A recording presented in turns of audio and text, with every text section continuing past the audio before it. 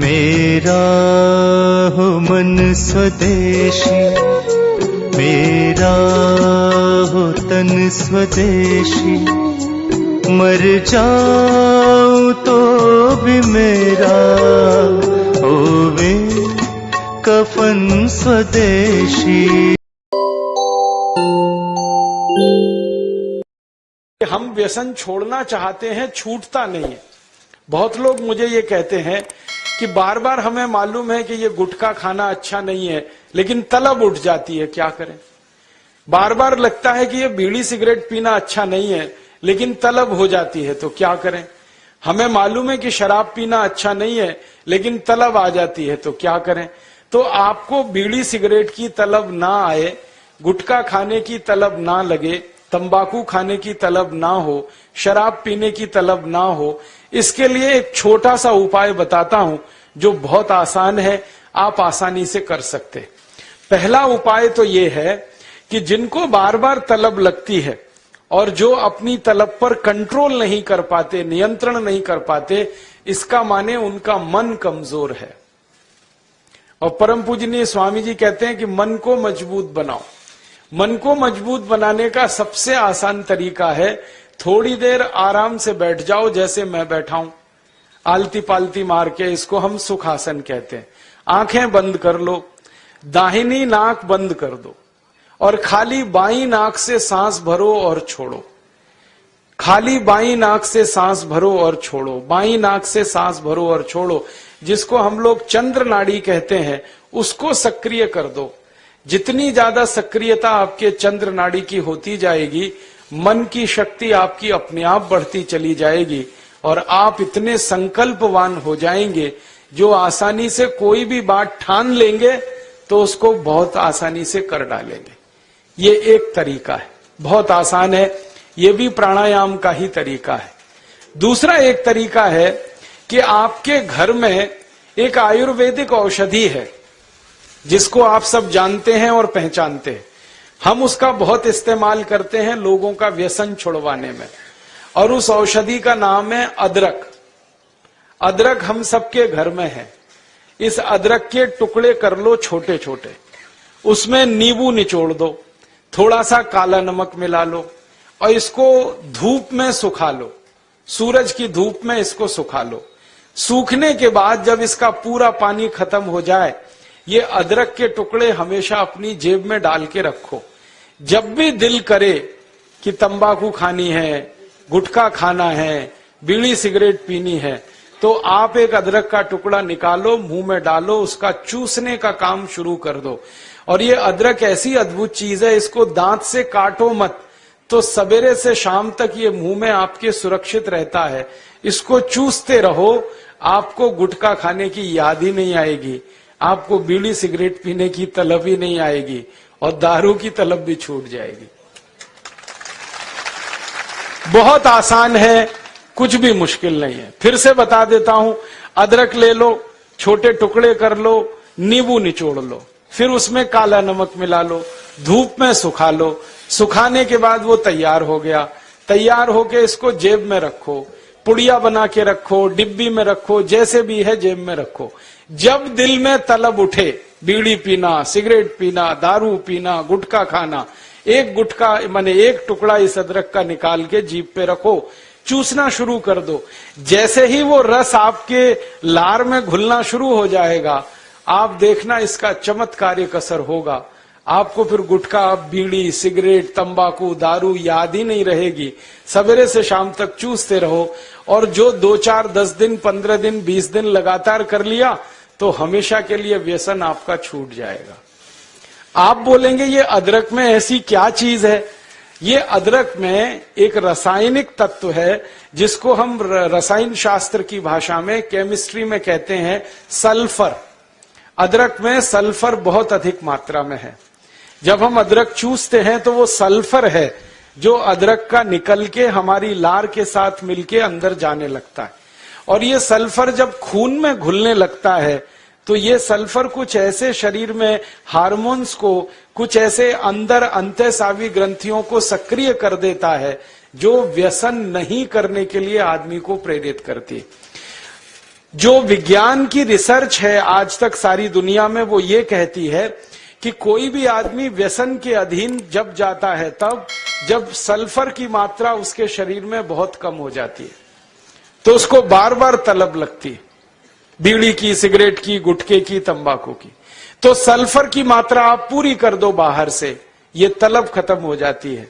इसका मैंने हजारों लोगों पर परीक्षण किया है और बहुत अच्छे सुखद परिणाम है।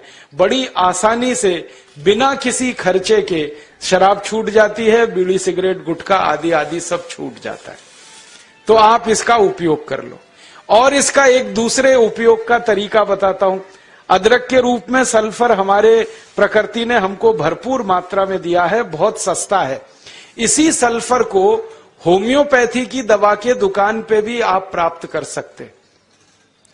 आप कोई भी होम्योपैथी दवा की दुकान पे चले जाओ और उस दवा बेचने वाले विक्रेता से ये कहो कि मुझे सल्फर नाम की दवा दे दो, वो दे देगा आपको, एक छोटी सी शीशी में भर के दे देगा।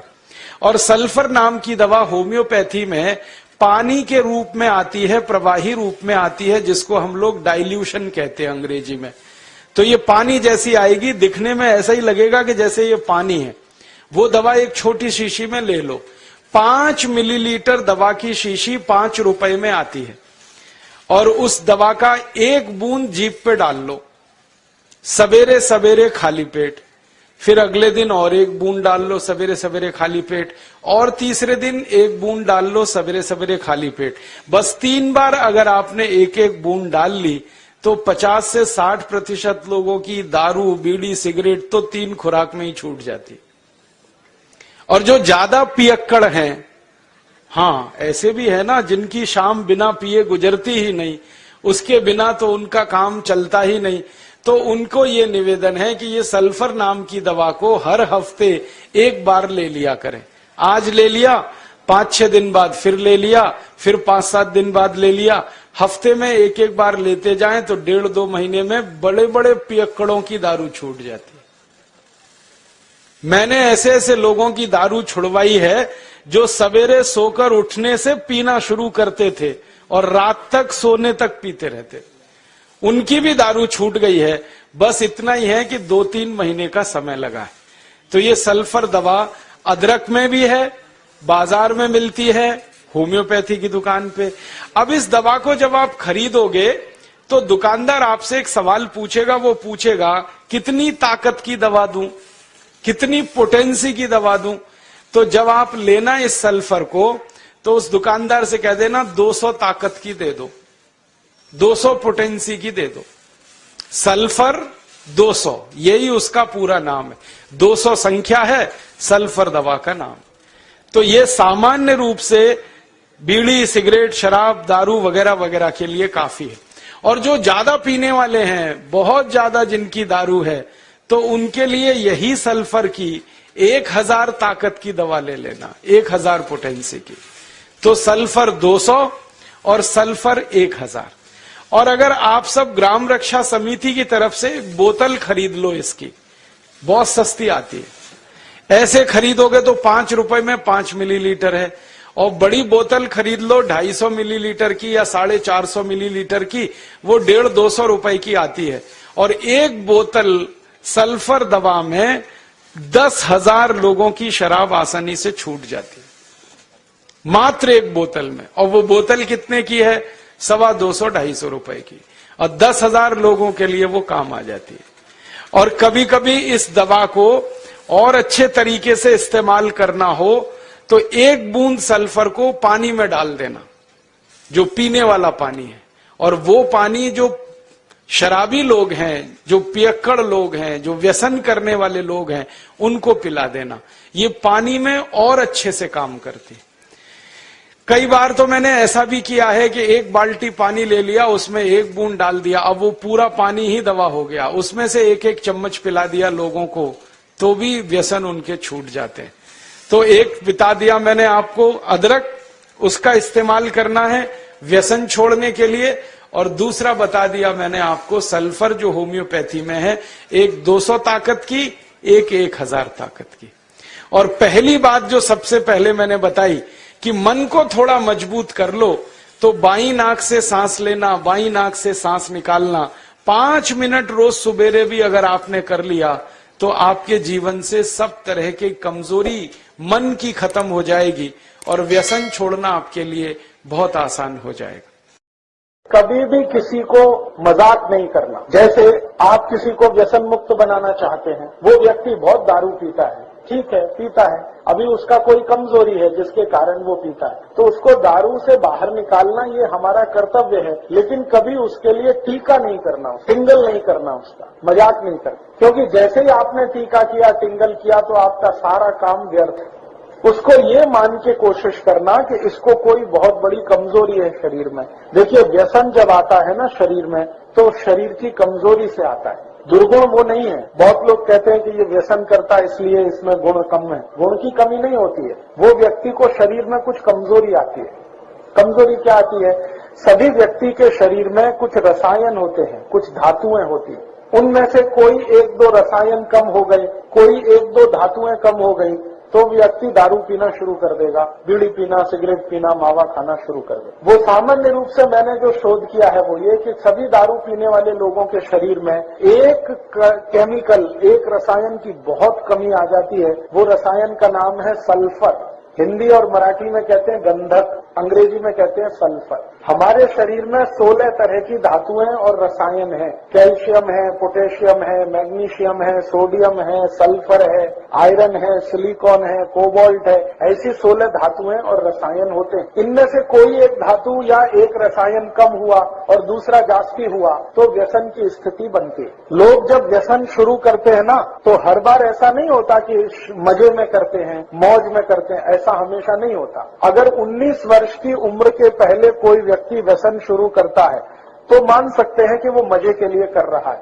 उसके बाद की उम्र का कोई व्यक्ति अगर व्यसन शुरू करता है तो जानने की कोशिश करो, कोई एक रसायन शरीर में बहुत कम होगा, और जब तक उस रसायन की पूर्ति नहीं होगी तब तक वो व्यसन मुक्त भी नहीं हो। उसमें होगा क्या?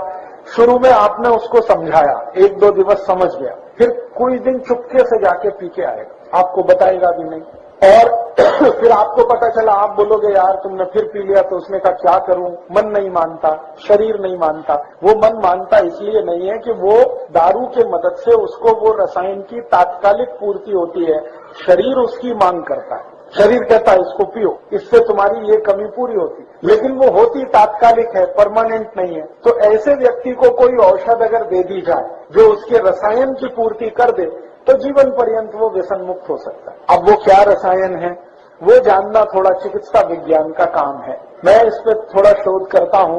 चाय कॉफी जो लोग पी रहे हैं उनके शरीर में आर्सेनिक नाम के रसायन की बहुत कमी आती है, इसलिए वो बार बार चाय कॉफी। शराब पीने वालों को सल्फर, गंधक की बहुत कमी आती है शरीर में, इसलिए बार बार शराब पीते हैं। बीड़ी पीने वाले, सिगरेट पीने वाले और हुक्का पीने वाले, इनको शरीर में फास्फोरस की बहुत कमी आती है, इसलिए वो बहुत बार उसको पीते हैं। ऐसे 16 रसायन हैं, जिसकी भी कमी आएगी उसकी पूर्ति करने के लिए शरीर उसको प्रेरित करेगा, फिर जाकर वो पिएगा। तो ऐसी परिस्थिति है। तो आप अगर इसको समझ सकते हैं तो ये ध्यान रखिए कि कोई व्यक्ति अगर व्यसन कर रहा है तो उसके शरीर की कोई बड़ी भारी कमजोरी है या उसके शरीर में कोई बहुत बड़ी कमी है जिसके चलते वो ऐसा कर रहा है। कमी दूर हो जाए तो वो नहीं करेगा। तो इसलिए मैंने आपसे कहा कि कभी भी आप किसी भी व्यक्ति की जो इस तरह के व्यसन में फंसा हुआ है, टीका नहीं करना, मजाक नहीं करना, हंसी खिल्ली नहीं करना उसकी, क्योंकि वो उसकी कोई बड़ी कमजोरी है। वो जानबूझ के कई बार ऐसा नहीं करता है, कोई बड़ी कमजोरी के तहत करता है। तो भारत में 23 लाख संत हैं, 23 लाख इस देश में संत हैं।